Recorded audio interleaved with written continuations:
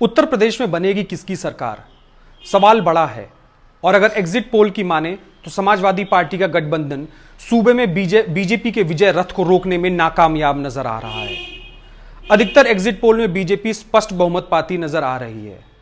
अगर exit poll का यह अनुमान 10 मार्च को आ रहे नतीजों में सही साबित होता है तो पिछले लगभग 3 दशकों में पहली बार होगा जब सूबे में किसी पार्टी ने लगातार 2 चुनाव में अपनी सरकार बनाई है। इंडिया टुडे माई एक्सिस ने अपने एग्जिट पोल में योगी आदित्यनाथ की सरकार के लिए 288 से लेकर 326 सीटों पर जीत के साथ शानदार बहुमत की भविष्यवाणी की है। संकेत मिल रहा है कि एंटी इनकम्बेंसी और बेरोजगारी, खुले मवेशी और किसानों की दुर्दशा जैसे मुद्दे बीजेपी को कोई बड़ा डेंट देने में असफल रहे हैं। न्यूज 24 चाणक्य ने बीजेपी के लिए 294 सीटों पर जीत का अनुमान लगाया है। टाइम्स नाउ वीटो ने 225, जबकि एबीपी सी वोटर ने 228 से लेकर 244 सीटों पर जीत के साथ बीजेपी के लिए स्पष्ट बहुमत की भविष्यवाणी की है।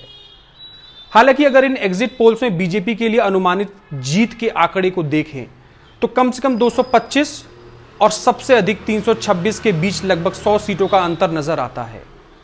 वहीं दूसरी तरफ समाजवादी पार्टी के लिए 71 से लेकर 151 सीटों पर जीत का अनुमान लगाया गया है, यानी बहुमत के आंकड़े से बहुत दूर।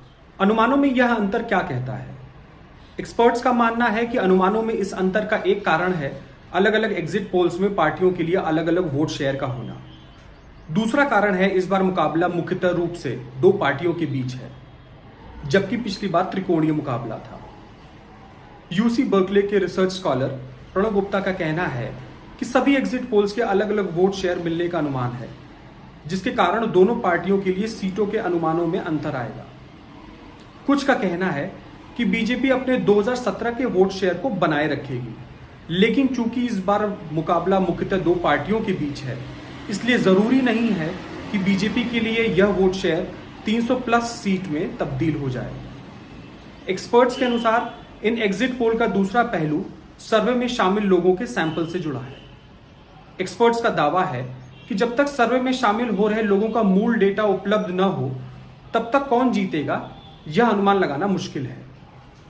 राजनीतिक विश्लेषक और बैटल ग्राउंड यूपी के को ऑथर रंजन पांडे का कहना है कि किसी भी सर्वे की विश्वसनीयता सैंपल साइज, सैंपल के आधार के साथ साथ इस बात पर निर्भर करती है कि सर्वे में शामिल हो रहे लोगों का सैंपल हर तबके का प्रतिनिधित्व करता है या नहीं। उदाहरण के लिए अगर किसी विधानसभा क्षेत्र में 90% हिंदू और 10% मुस्लिम है तो सर्वे में 9 हिंदू और 1 मुस्लिम शामिल होना चाहिए। रंजन पांडे के अनुसार यह जरूरी है कि सर्वे में जिससे उनकी राय पूछें वो जनता के मूड का प्रतिनिधित्व करता हो, न कि वह बायस्ड हो या किसी भी तरीके से किसी पार्टी का पक्षधर। जब तक किसी के पास रॉ डेटा ना हो तब तक किसी भी एग्जिट पोल की सटीकता पर कुछ भी कहना मुश्किल है। एग्जिट पोल्स में स्पष्ट बहुमत की भविष्यवाणी आने के बाद तमाम टीवी चैनलों पर शुरू डिबेट में बीजेपी प्रवक्ताओं की खुशी देखते ही बनती थी, जबकि विपक्ष उसे नकारता नजर आया। एसपी के सहयोगी सुहलदेव भारतीय समाज पार्टी ने एग्जिट पोल के नतीजों को खारिज कर दिया। पार्टी सुप्रीमो ओम प्रकाश राजभर ने दावा किया कि गठबंधन सरकार बनाने के लिए पूरी तरीके से तैयार है।